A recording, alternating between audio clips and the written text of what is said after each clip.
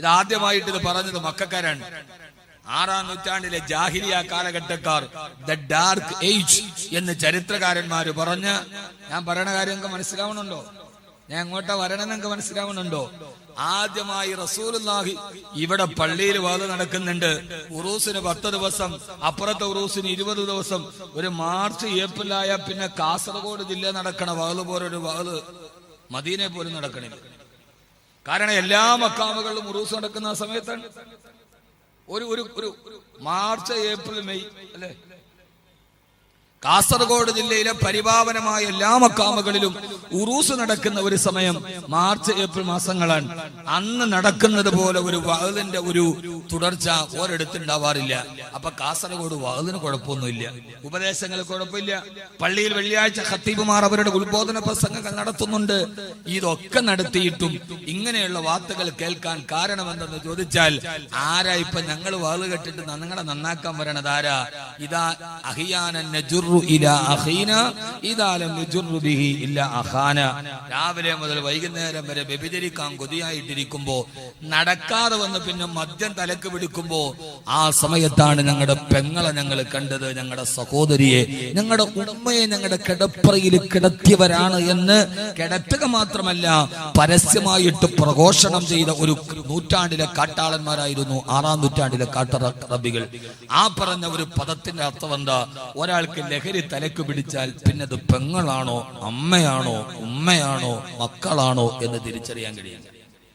ഇന്ന് നാം അനുഭവിക്കുന്ന ഏറ്റവും വലിയൊരു പ്രശ്നവും അതാണ്.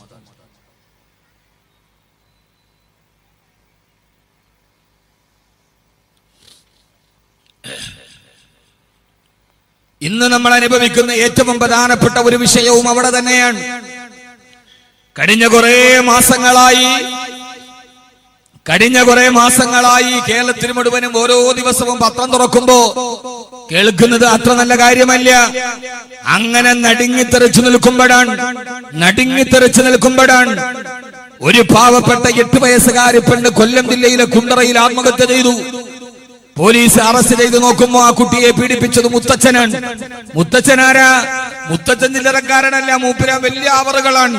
അദ്ദേഹം സ്വന്തം മകളെയും ബലാത്സംഗം ചെയ്തു എന്ന് മാത്രമല്ല, ആ മകളുടെ 2 പെൺമക്കളെയും ക്രൂരമായി തന്റെ വീടിന്റെ ഉള്ളിൽ പീഡിപ്പിച്ചിരുന്ന ജരാനരകൾ ബാധിച്ച മുത്തച്ഛനെ അറസ്റ്റ് ചെയ്തു കേരള ലോകത്ത്. അത് കേട്ട് ഞെട്ടിത്തിരിച്ചു നിൽക്കുമ്പോ 6 മാസത്തിനിടയിൽ നൊന്ത് പ്രസവിച്ച 2 മക്കള് കയറിൽ കടന്ന് തൂങ്ങിയാടുന്നത് കണ്ട് ആ കുട്ടികളുടെ കാലിൽ പിടിച്ചു പൊട്ടിക്കരയുന്ന വാളയാറിലെ വീട്ടമ്മയുടെ ചരിത്രം പിന്നീട് നമ്മൾ കേട്ടു.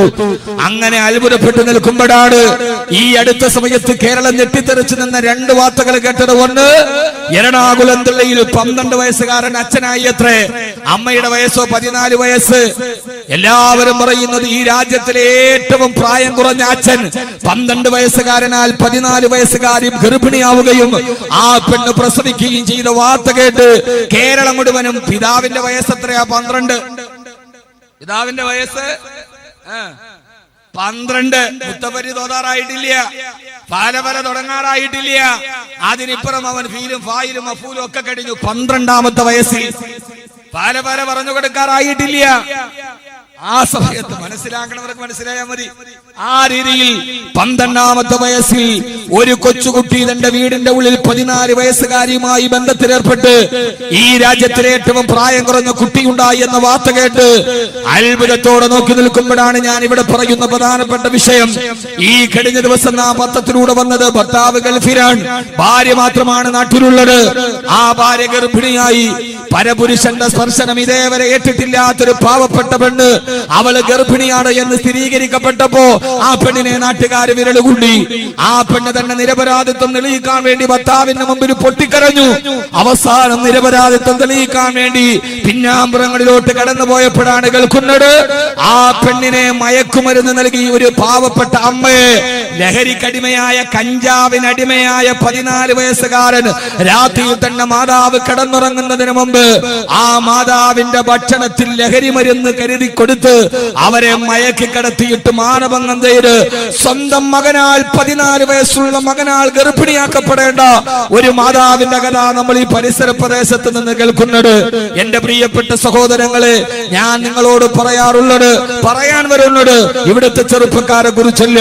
10 വയസ്സ് മുതൽ 12, 13, 14 വയസ്സുള്ള നമ്മുടെ കുട്ടികളെ ലഹരി മുഴുവനും പിടിച്ചു വലയിലാക്കി എന്ന ഏറ്റവും പ്രധാനപ്പെട്ട ഭീതിതമായ ഒരു അവസ്ഥയെ തരണം ചെയ്യാൻ നമുക്ക് കഴിയേണ്ടതുണ്ട്.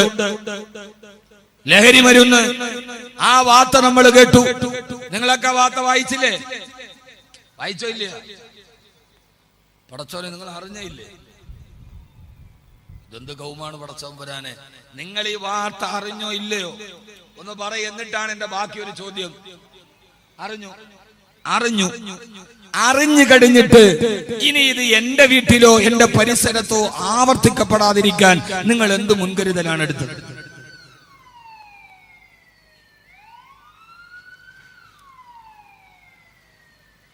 ഇവിടെയാണ് എന്റെ വിഷയം. ഞാൻ പത്രവാർത്ത പ്രസംഗിക്കാൻ വന്നതല്ല. ഇങ്ങനെ കുറെ നാളുകളായി മുത്തച്ഛനാൽ പീഡിപ്പിക്കപ്പെടുന്ന കൊച്ചുമകൾ, വീടിന്റെ ഉള്ളിൽ ബുദ്ധിമുട്ട് അനുഭവിക്കുന്ന പെൺകുട്ടികൾ, കേരളത്തിലെ ഏറ്റവും പ്രധാനപ്പെട്ട പ്രശ്നം ഇവിടുത്തെ കൊച്ചുകുട്ടികൾ പീഡിപ്പിക്കപ്പെടുന്നത് വേശ്യാലയത്തിലല്ല, ബസ് സ്റ്റാൻഡുകളിലല്ല, അവരവരുടെ വീടുകളുടെ ഉള്ളിലാണ് പെൺകുട്ടികൾ സുരക്ഷിതരല്ലാത്തത് എന്ന് വരുമ്പോ ഇത് നമ്മുടെ വീടുകളിൽ, നമ്മുടെ അയൽപക്കങ്ങളിൽ, നമ്മുടെ മഹല്ലുകളിൽ ആവർത്തിക്കപ്പെടാതിരിക്കാൻ ഈ വാർത്ത വായിച്ചിട്ട് കീറിക്കളഞ്ഞു എന്നതിനപ്പുറം നാം എന്ത് മുൻകരുതലാണ് ചെയ്തത്? നമ്മുടെ ഭരണകൂടം എന്ന് മുൻകരുതലാണ് ചെയ്തത്? നമ്മുടെ പോലീസ് എന്ത് മുൻകരുതലാണ് ചെയ്തത്? നമ്മുടെ ഗവൺമെന്റ് എന്ത് മുൻകരുതലാണ് ചെയ്യുന്നത്? ലഹരി മുഴുവനും നമ്മുടെ വീടുകളുടെ മുമ്പിൽ വന്ന് പിടിമുറുക്കുമ്പോ എന്റെ പ്രിയപ്പെട്ട മാതാപിതാക്കളോട് രാവിലെ മുതൽ വൈകുന്നേരം വരെ ജീവിതത്തിന്റെ രണ്ടറ്റം തമ്മിൽ കൂട്ടിമുട്ടിക്കാനുള്ള പെടാപ്പാടിന്റെ നടുവിൽ മക്കളെ നാളെ ഒരു പ്രതീക്ഷയായി വളർത്തിക്കരുന്ന മാതാപിതാക്കളോട് നാം എന്ത് മുൻകരുതലാണ്? നമ്മുടെ മക്കൾ വളർന്നു വരുമ്പോ ലഹരി മാഫിയ നമ്മുടെ വീടിന്റെ ഉള്ളിൽ, ആ പാവ അമ്മ അറിഞ്ഞില്ലല്ലോ തന്റെ മകൻ കഞ്ചാവിന് അടിമയാണെന്ന്. നമ്മുടെ കുട്ടികൾ പോകുന്ന സ്കൂളിന്റെ മുമ്പിൽ ലഹരി മാഫിയ, അത് പറ്റാന്ന് പറഞ്ഞാൽ പറയുന്നവർക്കെതിരെ പിന്നീട് പ്രകോപനം ഉണ്ടാക്കുക. ഞാൻ എന്റെ പ്രിയപ്പെട്ട സഹോദരങ്ങളോട് ഓർമ്മിപ്പിക്കുകയാണ്, ഗവൺമെന്റിന് ബാധ്യതയില്ലേ? പഞ്ചായത്തിന് ബാധ്യതയില്ലേ? മഹല്ല് കമ്മിറ്റിക്ക് ബാധ്യതയില്ലേ? ഇമാമിങ്ങൾക്ക് ബാധ്യതയില്ലേ? രക്ഷകർത്താക്കൾക്ക് ബാധ്യതയില്ലേ? പ്രബോധകന്മാർക്ക് ബാധ്യതയില്ലേ? ഈ ലഹരി മാഫിയുടെ കൈകളിൽ എങ്ങാനും നമ്മുടെ മക്കൾ അകപ്പെട്ടു പോയാൽ, ഉസ്താദേ എന്റെ മകൻ പെട്ടിട്ടില്ല എന്ന് നമ്മൾ ആശ്വസിച്ചാൽ, എന്റെ പ്രിയപ്പെട്ട സഹോദരങ്ങളെ, ദുരന്തങ്ങൾ നമ്മളെ തേടി വരും. അതുകൊണ്ട് നാം ചെയ്യേണ്ട ചില മുൻകരുതലുകളുണ്ട്. അള്ളാഹു മനസ്സിലാക്കാൻ ബോധം നൽകട്ടെ. ലഹരി മാഫിയ കേരളത്തിൽ പിടിമുറുക്കുന്നു. മദ്യത്തെ ആർക്കും വേണ്ട, ഇപ്പൊ എല്ലാവർക്കും കഞ്ചാവ് ലഹരിയും മതി. എന്ത് നടപടിയാണ് ഗവൺമെന്റ് എടുത്തിട്ടുള്ളത്? അതേതെങ്കിലും ഇപ്പോഴത്തെ ഗവൺമെന്റ്, ഇമ്മ LDF ഇമ്മ UDF ഏതും ആവട്ടെ, രണ്ടാലൊരു ഏത് ഗവൺമെന്റുകളാകട്ടെ, ഗവൺമെന്റുകൾ ഇത് നടപടിയായി എടുത്തിട്ടുള്ളത്. ഈ നാട്ടിലെ അവസാനത്തെ മയക്കുമരുന്ന് കച്ചവടക്കാരനും കൊല ചെയ്യപ്പെടുകയോ ജയിലടക്കപ്പെടുകയോ അവർ സ്വയം കീഴടങ്ങി ഈ നിയമത്തിന് മുമ്പിൽ വരുന്നത് വരെ എനിക്ക് വിശ്രമമില്ല എന്ന് പ്രസംഗിച്ച ആളാണ് ഫിലിപ്പീൻസിന്റെ പ്രസിഡന്റായിരുന്ന റോഡ്രിക്സ്. എടുത്ത സമയത്ത് അദ്ദേഹം പ്രസംഗിച്ചതാണ്. അദ്ദേഹം എന്ത് ചെയ്തു എന്നറിയോ?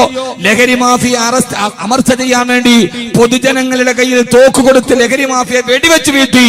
അവസാനത്തെ മയക്കുമരുന്ന് കച്ചവടക്കാരനും ഇവിടെ വീഴുന്നത് വരെ എനിക്ക് വിശ്രമമില്ല എന്ന് അദ്ദേഹം പറയുമ്പോ, ഈ കഴിഞ്ഞ ലോക്സഭാ തെരഞ്ഞെടുപ്പിൽ പഞ്ചാബിൽ അമരീന്ദർ സിംഗിന്റെ നേതൃത്വത്തിലുള്ള കോൺഗ്രസ് സർക്കാർ അധികാരത്തിൽ വന്നു.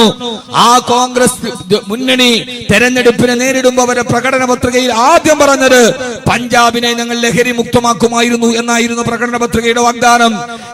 ഇന്ത്യ രാജ്യത്തിന്റെ ധാന്യപുര എന്ന പേരറിയപ്പെട്ട പഞ്ചാബ് ഇന്ന് ഇന്ത്യയുടെ ഏറ്റവും വലിയ ലഹരിയുടെ ധാന്യപുരയായി മാറി. നമ്മുടെ കേരളമോ മലബാർ അടക്കമുള്ള പ്രദേശങ്ങൾ ലഹരി നമ്മുടെ വീട്ടിലേക്ക് വരുമ്പോ അവര് നോട്ടമിടുന്നത് നമ്മുടെ 12, 13, 14 വയസ്സുള്ള നമ്മുടെ പൊന്നോമനകളെ ആകുമ്പോ, രാവിലെ മക്കളെ പറഞ്ഞു വിട്ടാൽ വൈകുന്നേരം തിരിച്ചു വരുന്നത് വരെ എവിടേക്കാണ് മക്കൾ പോകുന്നത്, ആരുമായിട്ടാണ് കൂട്ടുകൂടുന്നത് എന്ന് തിരിച്ചറിയാൻ കഴിയാത്ത രീതിയിൽ നമ്മുടെ വീടുകൾക്കുള്ളിലേക്ക് ലഹരി മാഫിയകൾ കടന്നു വരുമ്പോ, എന്റെ പ്രിയപ്പെട്ട സഹോദരങ്ങളോട് സഹോദരിമാരോട് ആദരവായ പ്രവാചകൻ നബി മുഹമ്മദ് മുസ്തഫ, ഉറക്കപ്പറ, ആദരവായ പ്രവാചകൻ നബി മുഹമ്മദ് മുസ്തഫ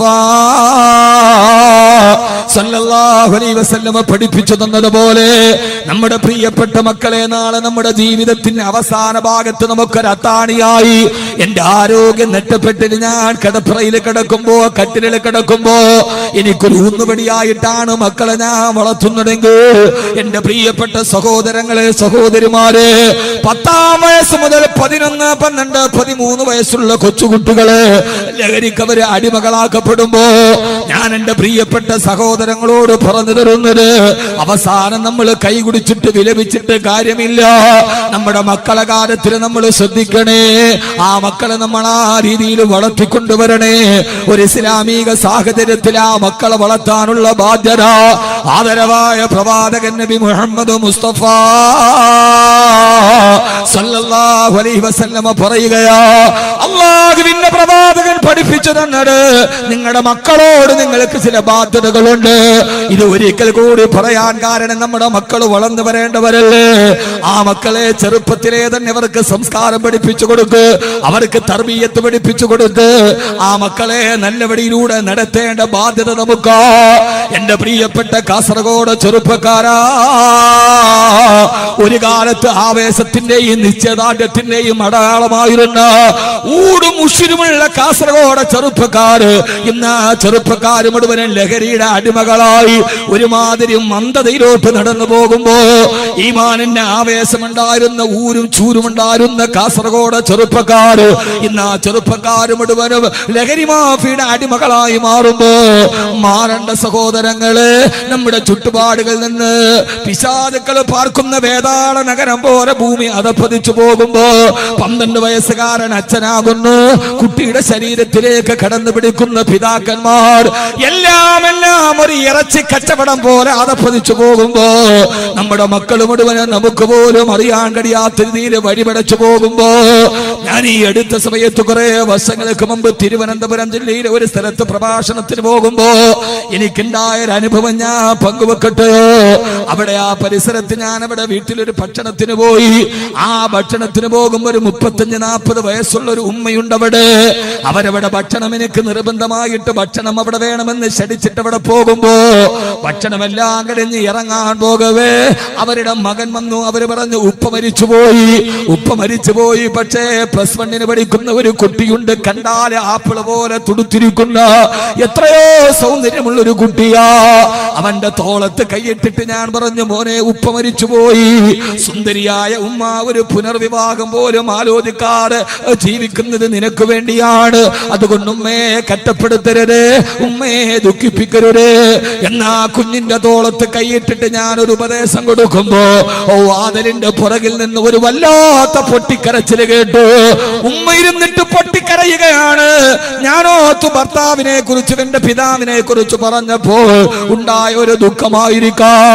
എന്റെ കൂടെ ഉണ്ടായിരുന്ന ഖത്തീബിനോട് പറഞ്ഞു, ഉസ്താദിനോട് എനിക്ക് ഒറ്റക്കൊന്ന് സംസാരിക്കണം. ഞാനും ആ ഖത്തീബും കൂടി വെളിയിലോട്ട് വരുമ്പോ അവര് വന്നിട്ട് എന്നോട് പറഞ്ഞത്, ഉസ്താദേ, ഞാൻ ചോദിച്ചു എന്തിനാ കരയുന്നത്? ചെറുപ്പത്തിലെ വൈദ്യം വന്നാലും അള്ളാഹു നല്ലൊരു പൊന്നുമോനെ തന്നിട്ടുണ്ടല്ലോ. ആ പ്രിയപ്പെട്ട ഉമ്മ പറഞ്ഞത്, ഉസ്താദേ, എന്റെ ഏറ്റവും വലിയ ദുഃഖം ഇന്ന് എന്റെ ആ മകനാ. എന്താന്ന് ചോദിച്ചപ്പോ അവര് പറഞ്ഞ വാക്ക് കേട്ടിട്ട് ഞാൻ അറിയാതെ തലകുനിച്ചു പോയി. എങ്ങനെയാ ഉസ്താദിനോട് പറയാ? ഉസ്താദേ, രാത്രിയിൽ എന്റെ ബെഡ്റൂമിന്റെ കുറ്റിയിടാതെ കിടക്കാൻ എനിക്ക് പേടിയാ. ആരെ പേടിച്ചിട്ടാ? അപ്പുറത്തെ കല്ല് കച്ചവട കാരണയല്ല, ചന്തയിലെ നൊട്ടോറിയസ് ക്രിമിനലിനെയല്ല, അപ്പുറത്ത് കിടന്നുറങ്ങുന്ന എന്റെ +1 പഠിക്കുന്ന മകനെ പേടിച്ചിട്ട് കുച്ചിടാതെ കിടക്കാൻ എനിക്ക് പേടിയാ. ഏത് സമയത്തും അവൻ എന്റെ ശരീരത്തിലേക്ക് തുറച്ചു നോക്കുകയാ. ഏത് സമയത്തും ഞാൻ മീൻ വെട്ടാനിരിക്കുമ്പോ അടുക്കളയിലിരിക്കുമ്പോ അടുക്കള പണി ചെയ്യുമ്പോ എന്റെ വസ്ത്രാന്തരങ്ങൾ മാറിപ്പോകുമ്പോ എന്റെ ശരീരത്തിലേക്കൊരു വല്ലാത്ത നോട്ടം നോക്കുന്ന മകനെ എനിക്ക് പേടിയാന്നാ കേരളത്തിന്റെ ഉമ്മ പറയുമ്പോ എന്റെ പ്രിയപ്പെട്ട സഹോദരാ സഹോദരി, ഞാനിതൊക്കെ പറയുന്നത് കേരളത്തിന്റെ ഇടുക്കി ജില്ലയിലെ തേക്കടി എന്ന വിനോദസഞ്ചാര കേന്ദ്രത്തില് 9 വയസ്സുകാരി പെണ്ണിനെ മാനഭംഗം ചെയ്ത് ആരോ അവളെ കരുത്ത് ഞെരിച്ചു കൊന്നിട്ട് അവളുടെ തല ഒരു വൃക്ഷത്തിന്റെ പൊത്തിലേക്ക് കുത്തിക്കയറ്റിയത്രേ. അവസാനം പ്രതി അറസ്റ്റ് ചെയ്തു. ആരെന്നറിയോ? ആ 9 വയസ്സുകാരി പൊന്നുമോളുടെ കൂടെ സ്കൂളിൽ പോകുന്ന ഒരേ ഓട്ടോറിക്ഷയിൽ സഞ്ചരിക്കുന്ന തൊട്ടടുത്ത തൊട്ടടുത്തുള്ള 14 വയസ്സുകാരനാണ് പ്രതിയെ കൊണ്ടുവന്ന് പോലീസ് ഉദ്യോഗസ്ഥർ ചോദിച്ചു, നിനക്ക് 9 വയസ്സുള്ള അടുത്തിരിക്കുന്ന പൊന്നുമോളോട് ഈ ചിന്ത തോന്നാൻ കാരണമെന്തെന്ന് ചോദിക്കവേ ആ കുട്ടി പറഞ്ഞ മറുപടി ഓരോ മാതാപിതാക്കളോട് ഞാൻ പങ്കിടുകയാണ്. ആ കുട്ടി പറഞ്ഞു, എനിക്കെന്റെ സഹപാഠിയോട് ഇത് തോന്നാൻ കാരണം വാപ്പ മദ്യപാനിയാണ്.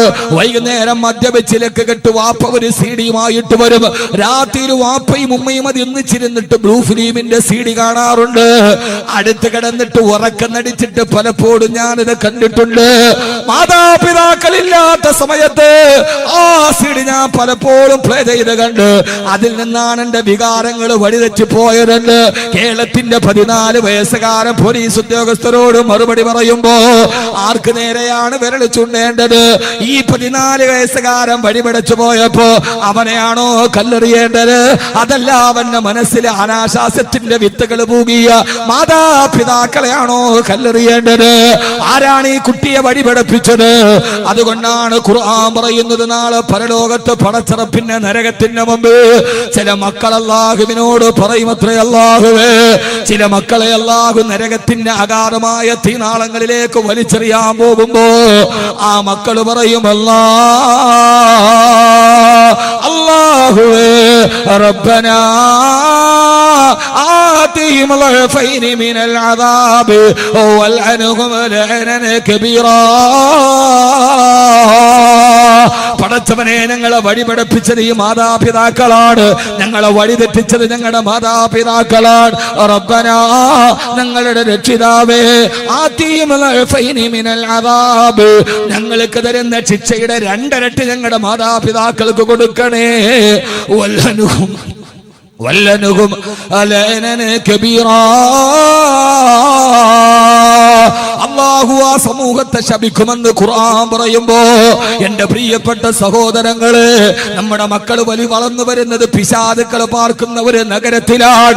ആ പൈശാചികതയുടെ വക്കിലേക്ക് വീഴാതിരിക്കാ നമ്മുടെ മക്കളെ നല്ല അന്തരീക്ഷത്തിൽ വളർത്തണേ. അല്ലാഹു നമുക്ക് തൗഫീഖ് നൽകി അനുഗ്രഹിക്കുമാറാകട്ടെ. അല്ലാഹു നമ്മുടെ മക്കളെ നേർവഴിയിലാക്കട്ടെ. ആമീൻ പറയും. ആമീൻ പറയാത്തോണ്ട് എനിക്ക് തോന്നുന്നു എല്ലാവരും മക്കൾ നല്ല നേർവഴിയിലാണെന്നാണ്. ആണോ? ആണെങ്കിൽ അൽഹംദുലില്ലാ, അല്ലാഹുവിനെ നിലനിർത്തി തരട്ടെ. അല്ലെങ്കിൽ പിന്നെ ആമീൻ പറയാത്തതിന് ഇപ്പൊ എന്ത് പറഞ്ഞാലും അവൻ നന്നാവണ കോളൊന്നും ഇല്ല എന്ന് മനസ്സിൽ കരുതിയിട്ടാണ്. ആ രീതിയിൽ വഴിവെറ്റിപ്പോ 2 സാധ്യതയാണ്. ഒന്നുകിൽ അവര് നല്ല മക്കളാണ്, അല്ലെങ്കിൽ ഇനി എന്തായാലും ഇനി ഇവൻ തിരിച്ചു വരൂല എന്ന നിരാശയാണ്. രണ്ടാലൊന്നുണ്ടാവാം. അല്ലാഹു നമ്മുടെ മക്കളെ നല്ല മക്കളാക്കി തരട്ടെ. അതിനെന്താ ചെയ്യുക? വേറെ കുറെ നമ്മൾ വായിട്ട് പറഞ്ഞിട്ട് കാര്യമില്ല. ഇനിയുള്ള തലമുറയെങ്കിലും നന്നാവണം. മൈക്ക് നന്നാക്കി ആദ്യം വെച്ചവര് വെക്ക്. റോഡിൽ കിടന്ന് ബഹളം ഉണ്ടാക്കല്ലേ. പരമാവധി ആളുകൾ അകത്തോട്ട് നിൽക്കുക, റോഡിൽ നിൽക്കരുത്. ഒന്നാമത്തെ റോഡ് നല്ല സ്പീഡുള്ള റോഡ്, ഏറ്റവും കൂടുതൽ അപകടം നടക്കുന്ന റോഡാണ് ഇപ്പോൾ. അതുകൊണ്ട് ഈ ഒരു വലിയ ജനക്കൂട്ടം ഒരു അപകടത്തിന്റെ സാധ്യതയിലേക്ക് പോകരുത്. പരമാവധി ആളുകൾ അകത്തോട്ട് നിൽക്കുക. റോഡിന്റെ സൈഡിൽ ആരും നിൽക്കാൻ പാടില്ല. ഗതാഗതത്തിന് തടസ്സം ഉണ്ടാവാൻ പാടില്ല. ഇല്ലെങ്കിൽ ആ പള്ളിയിലൊക്കെ സ്ഥലമുണ്ട്, സൈഡിലൊക്കെ ഉണ്ട്, വന്ന് നിന്നോളി. അള്ളാഹു നമുക്ക് ബോധം നൽകി അനുഗ്രഹിക്കട്ടെ.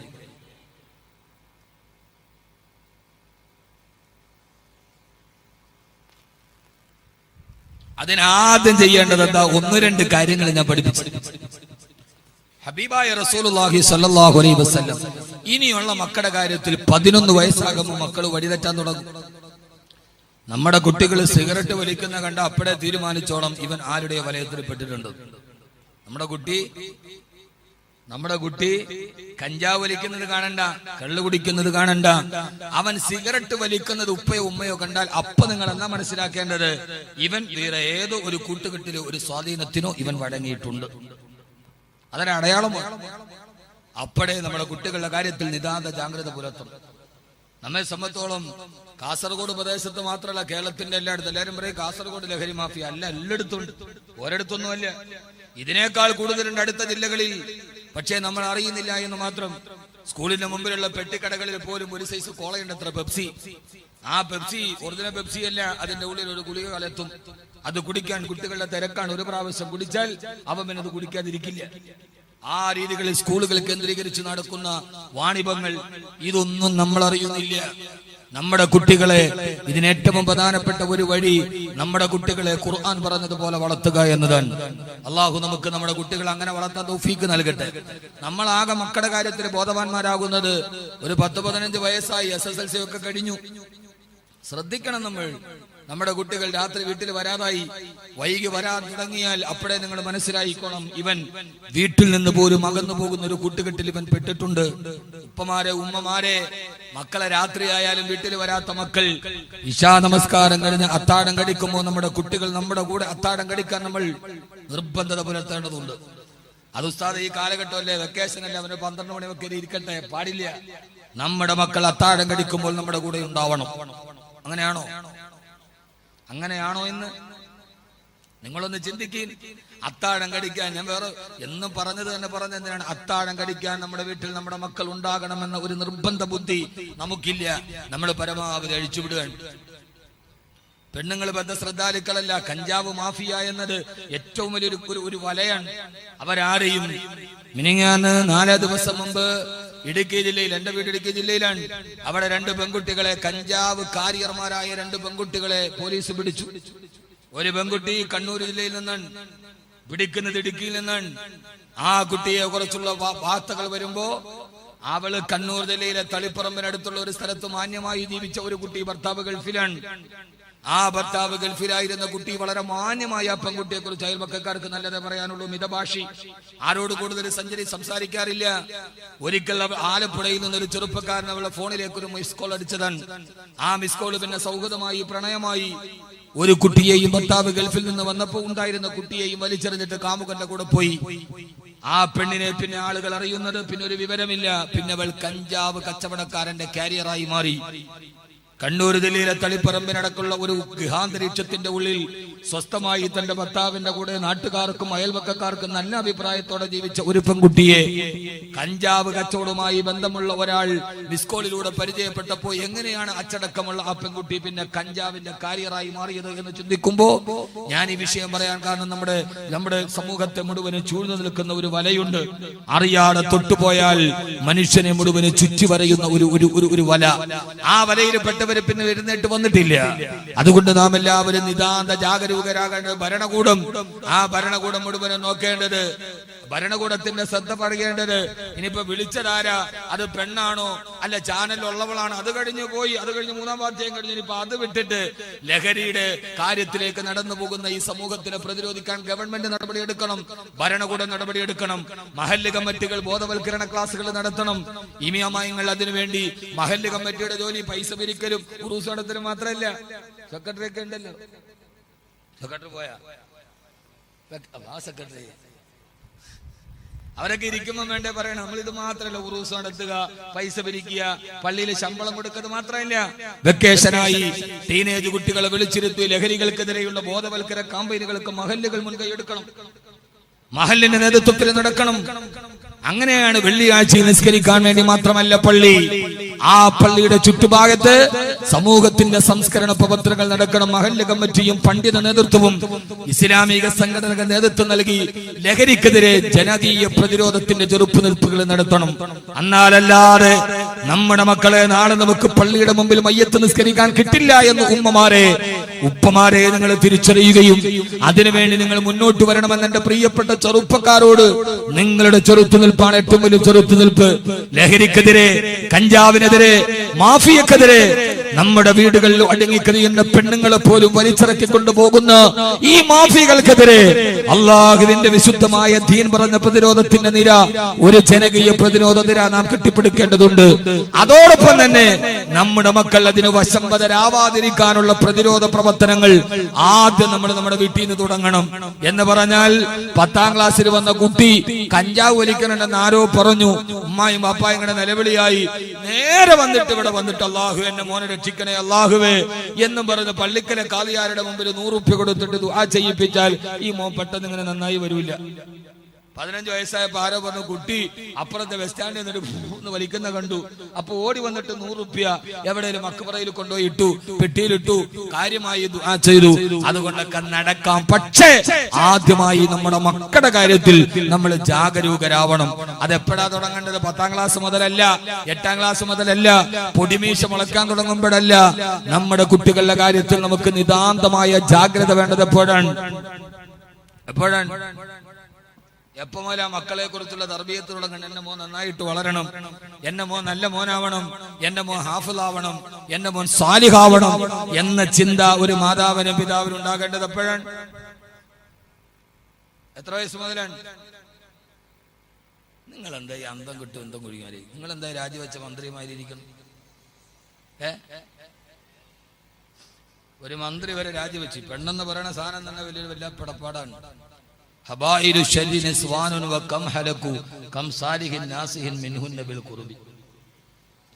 പക്ഷെ ഒരു കാര്യം, മന്ത്രി രാജിവെക്കാതിരിക്കുകയോ ചെയ്യട്ടെ, ആ ചെയ്തത് അത്ര നല്ലതാണ് എന്ന അഭിപ്രായം എനിക്കില്ല. ഹബീബായ റസൂലുള്ളാഹി സ്വല്ലല്ലാഹി അലൈഹി വസല്ലം പറഞ്ഞു, വലാ തജസ്സസു, നിങ്ങൾ ചാരപ്പണി നടത്തരുത്. നിങ്ങൾ രഹസ്യമായി ഒരാളുടെ ദൗർബല്യങ്ങളിലേക്ക് നിങ്ങൾ ചുഴിഞ്ഞന്വേഷിക്കാൻ പാടില്ല. വലാ തജസ്സസു വലാ തബാഗദു വലാ തദാബറു വലാ തനാഫശു. ഒരാളുടെ ഇടയിലേക്ക് നിങ്ങൾ ഒരു പുരുഷനെ വഴിതെറ്റിക്കാൻ വേണ്ടി ഒരു പെണ്ണ് ഒരുമ്പിട്ടിറങ്ങിയാൽ അതുകൊണ്ട് ഞാൻ LDF UDF എനിക്ക് മത രണ്ടും ഇല്ല. പക്ഷെ ഞാൻ പറഞ്ഞത് അള്ളാന്റെ റസൂൽ 14 നൂറ്റാണ്ട് മുൻപ് വലാ തജസ്സസു, ചാരപ്പണി നടത്തരുത്, രഹസ്യപ്പണി നടത്തരുത്. ആ രീതിയിൽ ഒരാളെ നിങ്ങൾ അപമാനിക്കരുത് എന്ന് ഹബീബായ നബി മുഹമ്മദ് മുസ്തഫ. പിന്നെ അദ്ദേഹം ചെയ്തത് തെറ്റോ ശരിയോ അത് അദ്ദേഹം റബ്ബും തമ്മിലാവട്ടെ. നമ്മളെല്ലാവരും, നമ്മൾ എതിരാളി ആവട്ടെ, അപ്പുറത്തെ രാഷ്ട്രീയ പാർട്ടിക്കാരനാകട്ടെ, മനസ്സിൽ എന്തെങ്കിലും വൈരാഗ്യമുണ്ടെങ്കിൽ മറ്റൊരുത്തിനെ കൊടുക്കാൻ വഴി വെക്കുന്നത് അത് കാട്ടാള സ്വഭാവമാണ്. അത് പാടില്ല എന്ന് നബി മുഹമ്മദ് മുസ്തഫ. അതാണ് ഇസ്ലാം. എതിരാളിയോട് പോലും നിങ്ങൾ അവനെ മനഃപൂർവ്വം അപകടപ്പെടുത്തരുത് എന്ന് പറഞ്ഞവ ഇമ്മുതമാണ് അള്ളാഹുവിന്റെ ഇസ്ലാം.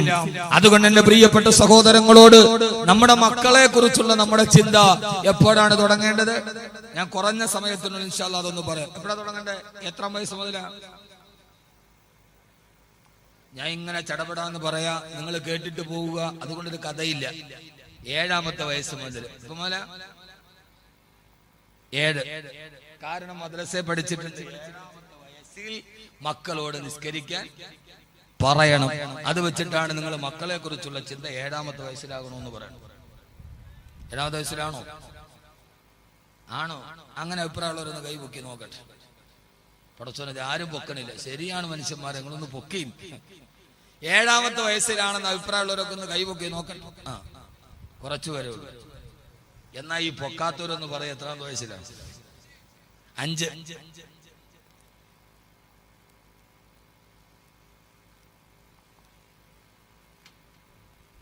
നിങ്ങൾ പറയുന്നു, ഒരാൾ പറയുന്നു 5ാമത്തെ വയസ്സിൽ, ഒരാൾ പറയുന്നു 7ാമത്തെ വയസ്സിൽ. ഇനി ഖുർആൻ എന്ത് പറയുന്നു എന്ന് നമുക്ക് നോക്കാം.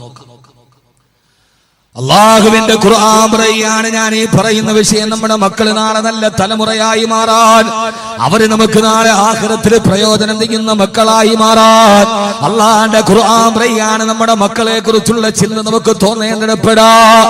വല്ലദീ ഖലഖകും മിൻ നഫ്സിൻ വാഹിദാ.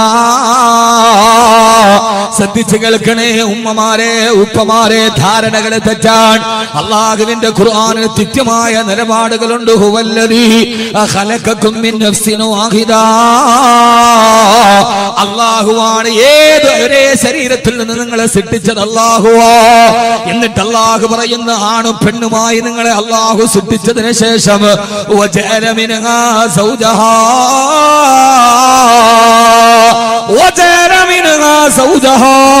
നിങ്ങളുടെ ഇടയിൽ നിന്ന് അല്ലാഹു നിങ്ങൾക്കൊരു ഭാര്യമാരെ തെരഞ്ഞെടുത്തു തന്നു. സൂറത്തുൽ അനാം. നിങ്ങളങ്ങനെ ആണും പെണ്ണുമായി സൃഷ്ടിക്കപ്പെട്ട് നിങ്ങളുടെ കല്യാണം കഴിഞ്ഞു. നിങ്ങളുടെ ജീവിതത്തിലേക്ക് ഒരു പെണ്ണ് കടന്നു വന്നു. ആ പെണ്ണിനെ അല്ലാഹു നിങ്ങളുടെ ജീവിതത്തിലേക്ക് നൽകിയതെന്തിനാ? ലിയസ്കുന ഇലൈഹാ. നിങ്ങളുടെ ജീവിതത്തിന് സമാധാനം ഉണ്ടാവാ, നിങ്ങളുടെ ജീവിതത്തിന് സമാധാനം നൽകാനാണ് അല്ലാഹു വിവാഹം കഴിക്കാൻ പറഞ്ഞത്. ഇനി ഖുർആൻ പറയുന്ന ആയത്തിലേക്ക് നിങ്ങളെ ഞാൻ ശ്രദ്ധ ക്ഷണിക്കട്ടെയോ? അങ്ങനെ നിങ്ങളുടെ വിവാഹം കഴിഞ്ഞു.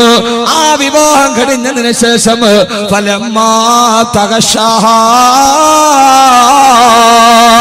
ഫലമ്മാ തഗശാഹാ, നീ അവളെ രാത്രിയിൽ പൊതിഞ്ഞു കളഞ്ഞപ്പോ എന്ന് പറഞ്ഞാൽ രാത്രിയിലോ അതിനുശേഷമോ ആ ഭാര്യയും ഭർത്താവും തമ്മിൽ ശാരീരികമായി ബന്ധപ്പെട്ട് കഴിഞ്ഞപ്പോ ഖുർആൻ പറയുകയാ ഫലമ്മാ തഗശാഹാ ഹമലത് ഹംലൻ ഖഫീഫാ, അവളുടെ വയറിന്റെ ഉള്ളിൽ ചെറുതായി ഗർഭധാരണം തുടങ്ങി. അവളുടെ വയറിന്റെ ഉള്ളിൽ ഒരു കുഞ്ഞ് പിറക്കാൻ പോവുകയാ. രാത്രിയിൽ അവൻ അവളെ പൊതിഞ്ഞു കഴിഞ്ഞപ്പോ ഹമലത്ത് ഹംലൻ ഖഫീഫാ, അവളുടെ വയറിന്റെ ഉള്ളിൽ ഗർഭപാത്രത്തിന്റെ ഉള്ളിൽ ഒരു കുഞ്ഞുണ്ടാവാൻ പോകുന്നു എന്ന സൂചന കിട്ടി. എത്ര വിശാലമായിട്ടാണ് ഖുർആൻ പറയുന്നത്. ഫലമ്മാ തഗശാഹാ, അവനും അവളും തമ്മിൽ ശാരീരിക ബന്ധത്തിൽ ഏർപ്പെട്ടപ്പോ ഹമലത്ത് ഹംലൻ ഖഫീഫ. നിങ്ങൾ എന്നെ നോക്കണുണ്ടോ ഇല്ലേ? ഹമലത്ത് ഹംലൻ ഖഫീഫ. ഖുർആൻ ഈ ആയത്ത് പള്ളിക്കകത്തുള്ള ഖുർആനിലുണ്ട്. ചെറുതായിട്ടൊരു ഗർഭധാരണം തുടങ്ങി. ഇതന്നെ വലുതല്ല, ചെറുതായ ഒരടയാളം ഉണ്ടായി. എന്താ അടയാളം? ഞാൻ പറഞ്ഞു തരണോ? ഭാര്യയും ഭർത്താവും തമ്മിൽ ബന്ധപ്പെട്ടപ്പോ ഗർഭിണിയാണോ പ്രഗ്നന്റ് ആണോ എന്ന് പെണ്ണിന് സംശയം ഉണ്ടായി. ആ വിവരം ആദ്യം അറിയുന്നത് ആണാണോ? ഗർഭധാരണം ഉണ്ടോ, പ്രഗ്നന്റ് ആണോ ഇല്ലയോ എന്ന സിമ്പൽ ആദ്യം കിട്ടുന്ന ആർക്കാ? പെണ്ണിനാണ്. കാരണം അവളുടെ മെൻസസിൽ മാറ്റം ഉണ്ടാവും. അത് ആണിനില്ലാത്തത് കൊണ്ട് ആണിന് മനസ്സിലാവൂല. പക്ഷെ ചില ആണുങ്ങൾക്ക് ഇപ്പൊ ഈ മാസക്കുളിയുടെ പ്രശ്നം ഉണ്ടോ എന്ന് തോന്നിപ്പോകും. എന്താണെന്നറിയാവോ? ബാങ്ക് വിളിക്കണവരതായി ഈ മിനാരത്തിലും ഈ പള്ളിക്കുറ്റിയിലും കൈയും കാലും കയറ്റി വെച്ച് വർത്താനം പറയും. ബാങ്ക് വിളി കേട്ടവർ ഒറ്റ ഓട്ടോ വെളിയിലോട്ട്. അപ്പൊ അതിന്റെ അർത്ഥം പള്ളി കയറാൻ പറ്റാത്ത എന്തോ അസുഖങ്ങളുണ്ടെന്നല്ല. ബാങ്ക് വിളിക്കണവരെ പള്ളിയുടെ മുമ്പിലുണ്ട്. ബാങ്ക് വിളിച്ചാൽ പിന്നെ പള്ളിക്കകത്ത് ഓടും. അപ്പൊ എന്തോ പള്ളി കയറാൻ പറ്റാത്ത ഒരു അസുഖങ്ങളുണ്ടെന്നല്ലേ. ഈ പെണ്ണിനാണ് ആദ്യം സൂചന കിട്ടുന്നത്, ഞാൻ ഗർഭിണിയാവാൻ പോകുന്നു. അങ്ങനെ ഒരു സൂചന അവൾക്ക് കിട്ടിയാൽ പ്രഗ്നന്റ് ആണ് എന്നറിഞ്ഞാൽ ഒരു പെണ്ണ് ആദ്യം ആ സന്തോഷ വാർത്ത വിളിച്ചറിയിക്കേണ്ടത് ആരെയാ?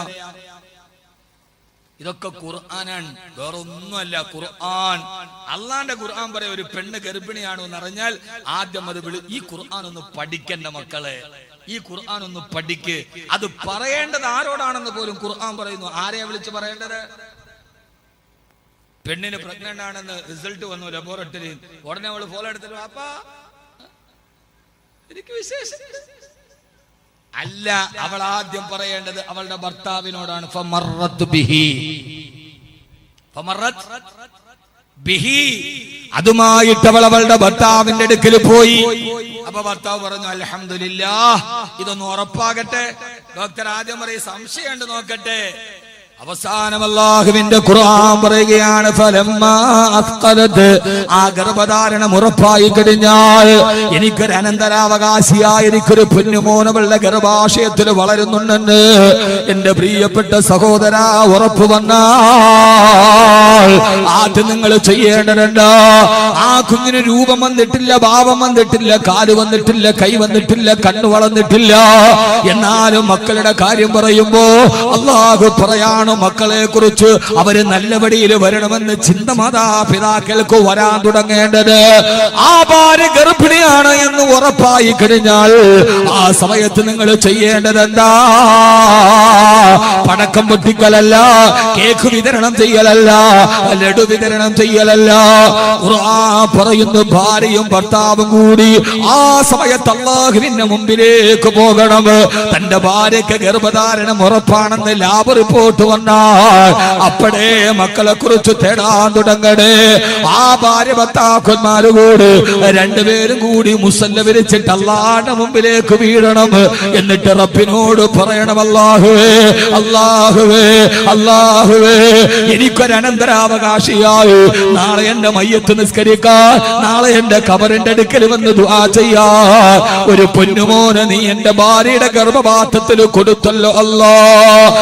അല്ലാഹുവിന്റെ ഖുർആൻ പറയുകയാണ് ഭാര്യയും ഭർത്താവും കൂടി ദഅവല്ലാഹ റബ്ബഹുമാ, ദഅവല്ലാഹ റബ്ബഹുമാ, അവർ രണ്ടുപേരും കൂടി അല്ലാഹുവിനോട് പൊട്ടിക്കരഞ്ഞ് ദുആ ചെയ്യണം.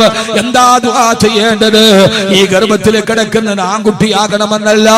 എന്റെ കുടുംബത്തിൽ ആണുങ്ങളില്ല റബ്ബേ, എന്റെ കുടുംബത്തിൽ പെൺമക്കളില്ല റബ്ബേ എന്ന് പറയലല്ല, അല്ലാഹുവോട് ദുആ ചെയ്യണം. അല്ലാഹുവേ ലഇൻ ആതൈതനാ സാലിഹാ ലനകൂനന്ന മിനശ്ശാകിരീൻ. ഇതേവരെ ഞാനോ നിങ്ങളോ ചെയ്തിട്ടുണ്ടോ? റബ്ബേ ലഇൻ ആതൈതനാ സാലിഹാ, ഈ ഗർഭാശയത്തിൽ നീ തുടക്കം കുറിച്ച ഈ ജന്മം എന്റെ പൊന്നുമോൻ ഒരു സാലിഹായി വന്നാൽ, അവനൊരു നല്ല മോനായി നീ എനിക്ക് തന്നാൽ, ആണ് വേണമെന്ന് ചോദിക്കരുത്, പെണ്ണ് വേണമെന്ന് ചോദിക്കരുത്. ലഇൻ ആതൈതനാ സാലിഹാ, എന്റെ ഈ പൊന്നുമോനെ നീ ഒരു സാലിഹാക്കി തരണേ അല്ലാ. 7ാമത്തെ വയസ്സിലല്ല, 5ാമത്തെ വയസ്സിലല്ല, ഉമ്മാന്റെ ഗർഭാശയത്തിൽ ഗർഭധാരണം ഭാര്യയുടെ ഗർഭാശയത്തിൽ തുടങ്ങുമ്പോ ഇതുകൊണ്ടാണ് ഖുർആൻ പറഞ്ഞത്, ആ കുഞ്ഞ് പിന്നെ ലഹരിക്ക് വഴിപ്പെടില്ല, അവൻ പിന്നെ വഴി തെറ്റിപ്പോവില്ല. അവന്റെ ഭാര്യയുടെ ഗർഭാശയത്തിൽ കിടക്കുമ്പോ അല്ലാഹുവിനോട് നിങ്ങൾ പൊട്ടിക്കരഞ്ഞ് ദുആ ചെയ്യണേ. അല്ലാഹുവേ ലഇൻ ആതൈതനാ സാലിഹാ, എന്റെ പൊന്നുമോനെ വഴിപഠിപ്പിക്കല്ലേ അല്ലാ, ഇവനെ മദ്യപാനിയാക്കല്ലേ അല്ലാ, ഇവനെ ലഹരിക്കടിമയാക്കല്ലേ അല്ലാ, എനിക്കൊരു സാലിഹാക്കി തരണേ അല്ലാ. അവിടെ വെച്ചേ തുടങ്ങണം. എവിടെ മുതൽ? ഗർഭാശയം മുതൽ. അല്ലാഹു തൗഫീഖ് നൽകട്ടെ. അവിടെന്നേ തുടങ്ങണം. റബ്ബേ ഇവനെ വഴിപഠിപ്പിക്കരുത്. നമ്മള് ഗർഭിണിയാന്ന് പറഞ്ഞാ പടച്ചോനെ ആണിനെ തരണേ അല്ലാ, പെണ്ണിനെ തരണേ അല്ലാ. ആണ് വേണോന്ന് ചോദിക്കരുത്, പെണ്ണ് വേണോന്ന് ചോദിക്കരുത്. പടച്ചോനെ ആദ്യത്തെ ആൺകുട്ടിയായ വളർന്നു വന്ന പിന്നെ വാപ്പാക്കൊരു ഊന്നുവടിയാണല്ലോ. ഒരു ആദ്യത്തെ ആണാവണോ പെണ്ണാവണോ? നിങ്ങളുടെ ഭാര്യ പ്രസവിക്കേണ്ട ആദ്യത്തെ കുട്ടി ആണാവണോ പെണ്ണാവണോ? നിങ്ങൾക്ക് ഏതാ ആഗ്രഹം? ആണ്. പെണ്ണുങ്ങൾക്കും ആഗ്രഹം എന്താ? ആദ്യത്തെ കുട്ടി ആണാവല. എന്നാ അള്ളാഹു പറയുന്നു, ഞാൻ ഈ പറയണ മുഴുവൻ ഖുർആനാണ്, വെളിയൊന്നൊന്നുമില്ല. 18 വർഷമായിട്ട് ഞാനൊരു ഖുർആന്റെ പ്രചാരകനാണ്. ഒരു പെണ്ണിന് അല്ലാഹു നൽകുന്ന വലിയൊരു സൗഭാഗ്യമാണ്, അവൾ ആദ്യമായി പെൺകുഞ്ഞിനെ പ്രസവിക്കലെന്ന് നബി മുഹമ്മദ് മുസ്തഫ. ആദ്യത്തെ പ്രസവത്തിൽ പെൺകുഞ്ഞാണെങ്കിൽ ഒരു പെണ്ണിന് അല്ലാഹു നൽകുന്ന വലിയൊരു അനുഗ്രഹമാണത്. കാരണം കുട്ടി ഉണ്ടാകണമെങ്കിൽ ആദ്യത്തെ ഒരു പെൺകുട്ടിയാവലൊരു ബറക്കത്താണ്. എന്തുകൊണ്ട്? മുഫസ്സിരീങ്ങൾ പറയുന്നുണ്ട്, മക്കളെ തരുന്ന കാര്യം പറയുമ്പോ അല്ലാഹു തുടങ്ങിയത് പെണ്ണിൽ നിന്നാണ്. യഹബു ലിമൻ യശാഉ ഇനാസാ വയഹബു ലിമൻ യശാഉ ദുകൂർ. സൂറത്തു സുഹുർഫാണ്. ലില്ലാഹി മുൽക്കുസ് സമാവാതി വൽ അർദ് യഹബു ലിമൻ യശാഉ ഇനാസാ, അവൻ ആഗ്രഹിക്കുന്നവർക്ക് അവൻ പെൺമക്കളെ കൊടുക്കും. രണ്ടാമത് അവൻ ആഗ്രഹിക്കുന്നവർക്ക് അവൻ ആൺകുട്ടികളെ കൊടുക്കും. ഔ യുസവ്വിജുകും ദുക്റാനം വ ഇനാസാ, അവൻ ഉദ്ദേശിക്കുന്നവർക്ക് ആണുങ്ങളെയും പെണ്ണുങ്ങളെയും കൊടുക്കും. ഇവിടെ അല്ലാഹു ആദ്യം പറഞ്ഞത് ആരുടെ കാര്യമാണ്? അതെയാ, ലഹബു ലിമൻ യശാഉ ഇനാസാ, ആദ്യം പെൺമക്കളെ തരും. ഖുർആൻ ആദ്യം എന്നത് പെൺകുഞ്ഞിനെയാണ്. അതൊരു പെണ്ണ് ആദ്യത്തെ പ്രസവം പെണ്ണാകൽ വലിയ ബറക്കത്താണ്. അല്ലാഹു നമുക്ക് പെൺമക്കളെ തരട്ടെ. ഇനിയിപ്പോ എല്ലാം ഇങ്ങോട്ട് വന്നു പോയില്ല, ഇനിയിപ്പോ പറഞ്ഞിട്ട് എന്താ കാര്യം? എന്റെ ആദ്യത്തെ 2 ആണാണ്, 3ാമത്തെയാണ് പെണ്ണ്. നമ്മുടെയൊക്കെ നാട്ടിലൊരു പഴഞ്ചൊല്ലുണ്ട്, 3ാം കാല് പെൺകാലാണെങ്കിൽ പൊൻകാലം. ഇവിടെ പറയാറുണ്ടോ? നമ്മുടെ നാട്ടിലൊക്കെ വലിയൊരു പറച്ചിലുണ്ട്, 3ാം കാല് പെൺകാലാണെങ്കിൽ പിന്നെ പൊൻകാലാണെന്ന്. 3ാമത്തെ പെൺകുട്ടിയാണെങ്കിൽ പിന്നെ വാപ്പാക്കൊക്കെ വലിയ ഉയർച്ച വരുമെന്നാണ്. എന്റെ മോക്കിപ്പോ 4 വയസ്സായി. ഒരർത്ഥത്തിൽ എന്റെ മോള് വന്നതിന് ശേഷം വലിയ പറക്കത്തുണ്ട്. അതിനുമ്പില്ലാന്നല്ല, ഇത് കുറച്ചുകൂടി വസ്ദാദ ഹുസ്ന. അള്ളാഹു നമ്മുടെ മക്കളെ ആണാകട്ടെ പെണ്ണാകട്ടെ അള്ളാഹു സാലിഹാക്കി തരട്ടെ. ആണ് വേണമെന്ന് റബ്ബിനോട് ദുആ ചെയ്യരുത്, പെണ്ണ് വേണമെന്ന് ദുആ ചെയ്ത് പടച്ചവനെ തരുന്നതിലെ തന്നതാണാകട്ടെ പെണ്ണാകട്ടെ നീ എനിക്ക് സാലിഹാക്കി തരണേ അല്ലാഹു. ഇതേ പാടുള്ളൂ. അപ്പൊ ഭാര്യയുടെ ഗർഭാശയത്തിൽ കിടക്കുമ്പോ തുടങ്ങണം മക്കളെ കുറിച്ചുള്ള വേവലാതി, മക്കൾക്ക് വേണ്ടിയുള്ള ദുആ. അല്ലാതെ 15 വയസ്സിൽ തലതിരിഞ്ഞു പോയതിനു ശേഷമായിട്ട് കാര്യമില്ല. നമ്മൾ കതിരിലാണ് വളം വെക്കുന്നത്, ചുവട്ടിലല്ലേ വളമിടേണ്ടത്.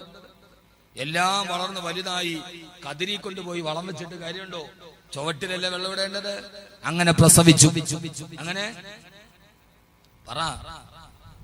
ഞാൻ മക്കളെ വളർത്തുന്ന ഘട്ടം കുറഞ്ഞ ഞാൻ പറഞ്ഞ നേരത്തെ തുടങ്ങിയാൽ ഒരു വിഷയം പറയാൻ സമയം ഉണ്ടാവും. നേരത്തെ തുടങ്ങിയില്ലെങ്കിൽ അതെന്താ? വെള്ളം കുടിക്കാനുള്ള ഭാഗമായ തുടങ്ങിയല്ലോ. ആ കുടിക്കുന്നതായാലും ചൂടല്ലേ.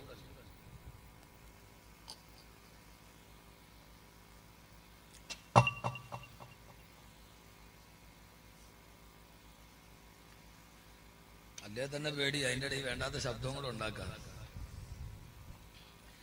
അള്ളാഹു നമുക്ക് ബോധം നൽകുമാറാകട്ടെ. രണ്ടാമത് ഞാൻ പെട്ടെന്ന് വിഷയത്തിലോട്ട് കിടക്കാൻ. ഒരു കുഞ്ഞു പ്രസവിക്കപ്പെട്ടു. ആ പ്രസവിച്ചു കഴിഞ്ഞാൽ അള്ളാഹുവിന്റെ പ്രവാചകൻ നബി മുഹമ്മദ് മുസ്തഫ സല്ലല്ലാഹു അലൈഹി വസല്ലം പറയുകയാ, ഹഖുൽ വലദി അലൽ വാലിദി അയ്യുഹ്സിന ഇസ്മഹു ഇദാ വലദാ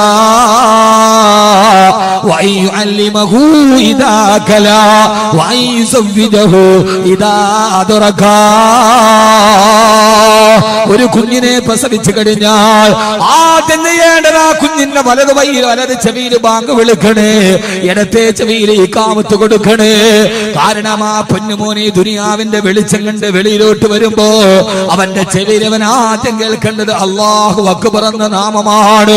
അവന്റെ ചെവിയിൽ കേൾക്കേണ്ടത് അല്ലാഹുവിന്റെ നാമമാണ്. നമ്മൾ പലപ്പോഴും ശ്രദ്ധ പതിപ്പിക്കാത്തൊരു വിഷയമാണിത്. നമ്മുടെ കുഞ്ഞുങ്ങൾ ആദ്യമേ തന്നെ ഇവിടെ ചെവിയിൽ അല്ലാഹനെ കുറിച്ച് പഠിപ്പിച്ചു കൊടുക്കണേ, അല്ലാഹനെ കുറിച്ചുള്ള ചിന്ത കൊടുക്കണേ.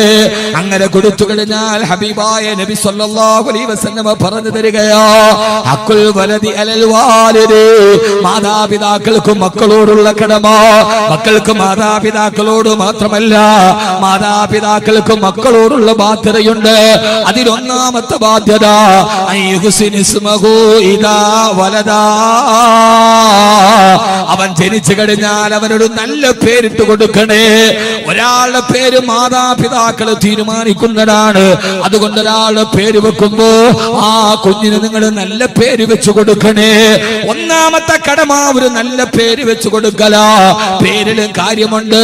മഹാനായ ഉമർ റളിയല്ലാഹു അൻഹുവിന്റെ മുമ്പിൽ ഒരാൾ വന്നു ചോദിച്ചു, നിന്റെ പേരെന്താ? അബ്ദുന്നാർ, തീയുടെ അടിമ. നിന്റെ വീടിന്റെ പേരെന്താ? ബൈത്തുന്നാർ, തീയുടെ വീട്. ഉമർ റളിയല്ലാഹു അൻഹു പറഞ്ഞു, നിന്റെ കാര്യവും അങ്ങനെ തന്നെ ആവാനാണ് സാധ്യത. ചരിത്രത്തിൽ കാണാം, ആ മനുഷ്യനയാളുടെ വീടിന് തീ പിടിച്ചിട്ടാണ് മരിച്ചുപോയത്. അതുകൊണ്ട് പേരുകളിൽ പ്രസക്തിയുണ്ട്. പേരിടുമ്പോൾ നിങ്ങൾ നിങ്ങളുടെ മക്കൾക്ക് ഏറ്റവും നല്ല പേരിടണമെന്ന് ആദരവായ പ്രവാചകൻ നബി മുഹമ്മദ് മുസ്തഫ.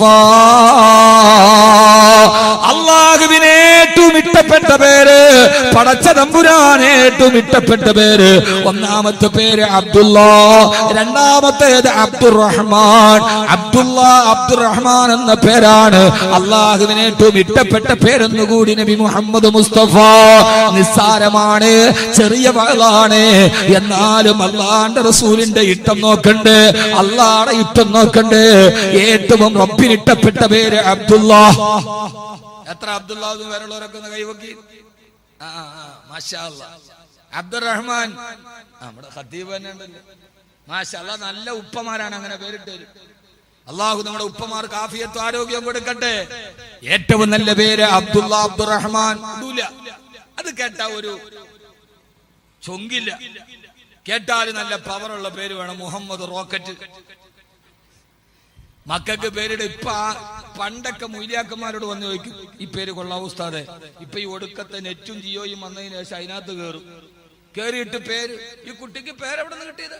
അപ്പൊ നമ്മൾ ഗൂഗിളിൽ നിന്ന് സെർച്ച് ചെയ്തിട്ട് എന്താ പറയണ പവറ്. നമ്മളിത് ഗൂഗിളിൽ നിന്ന് സെർച്ച് ചെയ്ത് പലരും പറയാറുണ്ട്, എന്താ ഈ ഗൂഗിളിൽ സെർച്ച് ചെയ്താൽ കിട്ടുക? അർത്ഥം അറിയാത്ത വാക്കാണെങ്കിൽ ഉടനെ ഗൂഗിളിൽ എഴുതി വെക്കും A name of A flower, ഒരു പുഷ്പത്തിന്റെ പേര്. അറബിയിൽ കുട്ടികൾക്ക് പേരിടുമ്പോ വിവരമുള്ള മൂല്യാക്കന്മാരോട് ചോദിക്കണതിന്റെ അർത്ഥം എന്താ? അവരതിന്റെ വസിന് നോക്കിയിട്ട് പറയും ഇതാണ് പേരിന്റെ അർത്ഥം. അല്ലാതെ ഗൂഗിളിൽ കയറിയാൽ അവൻ മീസാൻ അവാമിൽ ഓതിയതാണ്. അതിനകത്ത് അറിയില്ലെങ്കിൽ പറയും ഒരു പുഷ്പത്തിന്റെ പേര്. പേരിടുമ്പോ നല്ല പേരിടണം. വാപ്പാടെ ഉമ്മാന്റെ പേരിന്റെ ആദ്യം വെച്ചിട്ട് പേരിടുന്ന പരിപാടി നിർത്തണം. ഉമ്മാപ്പാന്റെ പേര് ബാസിത്ത്, ഉമ്മാന്റെ പേര് അസൂറ. വാപ്പാന്റെ ബായും ബാസിത്തിന്റെ ബായും അസൂറാടെ സൂറും കൂടെ കേട്ടിട്ട് മോന് പേരിട്ട് ബാസൂർ. എന്താ അർത്ഥം? മൂലക്കുരു, പൈൽസ്. അത് വിശുദ്ധാക്കാൻ വേണ്ടി ഇപ്പുറത്തൊരു മുഹമ്മദും കൂടെ ചേർത്ത് മുഹമ്മദ് ബാസൂർ, സ്തുതിക്കപ്പെട്ട മൂലക്കുരു എന്നതിനപ്പുറം ഞാൻ ഉദാഹരണം പറയാൻ, കടമയാണ്.